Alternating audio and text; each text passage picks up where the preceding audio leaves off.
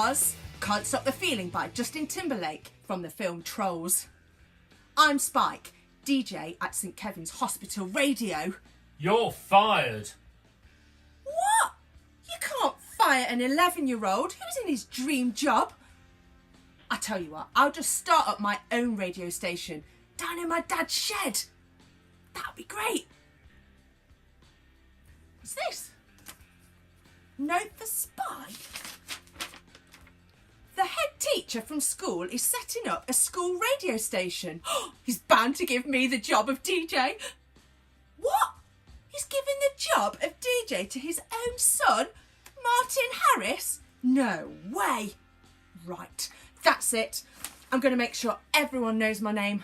I'm going to call myself Radio Boy, and I'm going to be the best DJ in the whole country. Radio Boy, do your thing.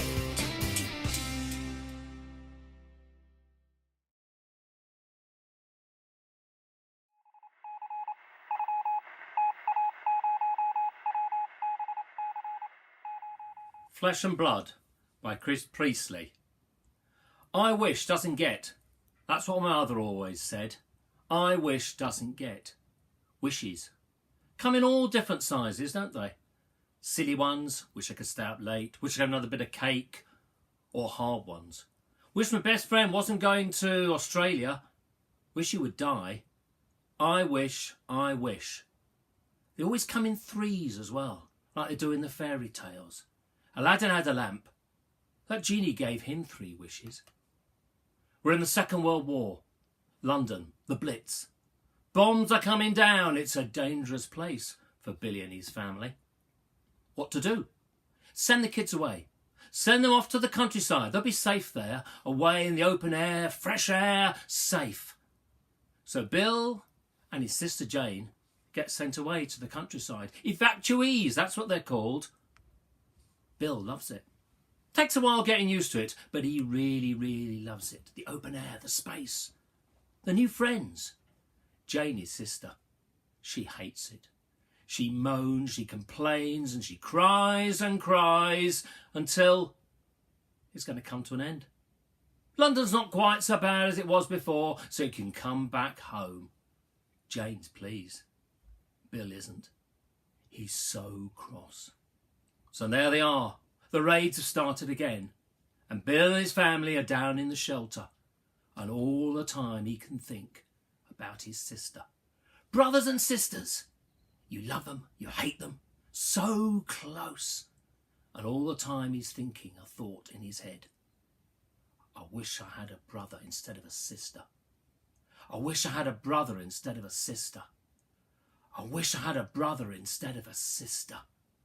3 times, just like in the fairy tales. And it's out there. He thought he heard something during the middle of the raid. A loud thump, a bang, a crash, an explosion.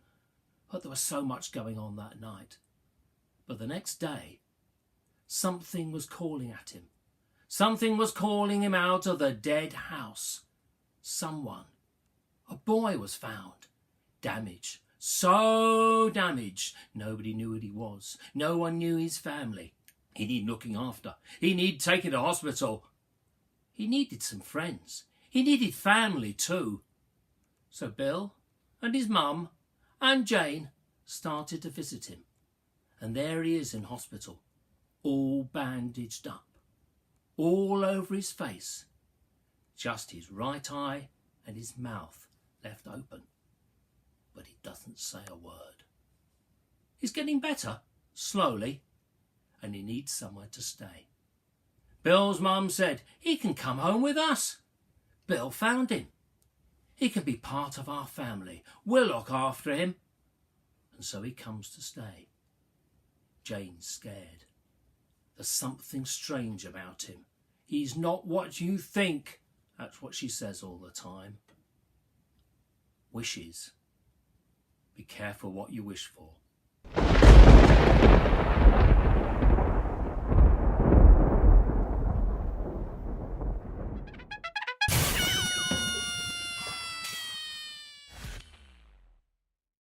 Hi, I'm Beaky Malone, and I'm so awesome that this guy called Barry Hutchinson has written a book all about me. It's called Beaky Malone, World's Greatest Liar. See, when I was a bit younger, I used to do this thing where I told lies all the time. I used to tell these tiny little lies, like, today I fought a swan. And I used to tell slightly bigger ones, like, if you feed a dog jam, it will explode. And one of my favourites was when I said that our local castle was built by Queen Victoria with her own hands. See, now I think I'm awesome, and so does Barry Hutchinson, but my big sister Jodie really didn't like me telling lies all the time. She got so annoyed to the point where she took me to this weird little shop and put me in this truth-telling machine. And when I came out, all I could do was tell the truth. It was so strange, but she didn't believe me at first because she was so used to hearing me lie all the time. So she gave me a test, and it went a little bit like this. How often do you change your pants? 3 times a week, at most. And your socks? Twice a week, but sometimes I turn them inside out. It was awful, but people couldn't decide what was worse, the truth telling me or the one that lied all the time. What do you guys think?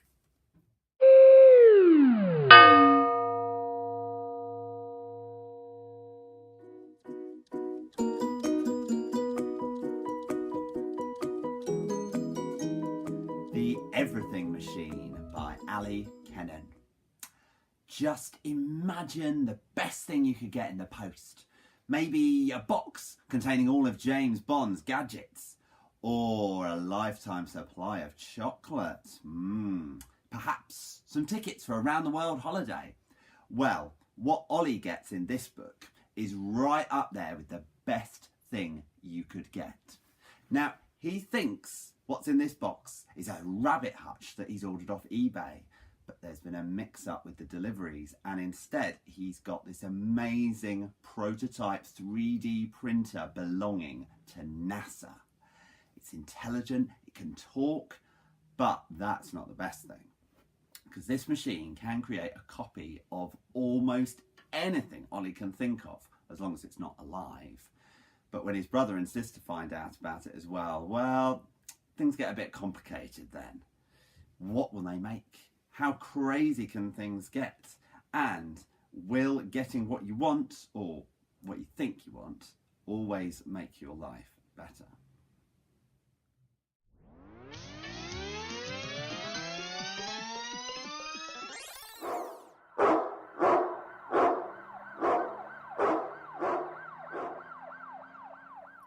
You may know George and Harold from The Amazing Adventures of Captain Underpants, but did you know when they were really little, they wrote Dogman? It was their first ever comic book. Now, Dogman is a very, very interesting police officer. His head is a dog, his body is a man. Dogman, of course. Now, everybody loves Dogman except the chief of police. Well, he did kind of poo in his office once.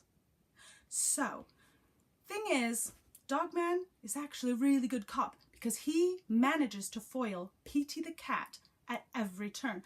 Petey uses the word begone 2000 to destroy all of the books in the world and make everybody really stupid.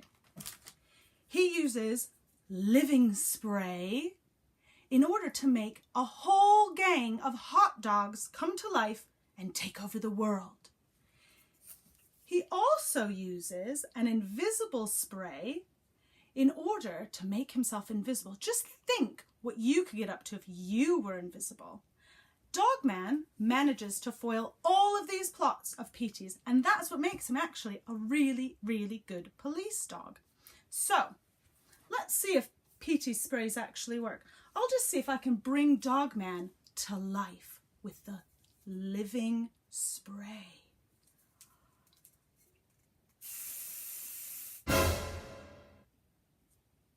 Oops! Looks like I picked the wrong can.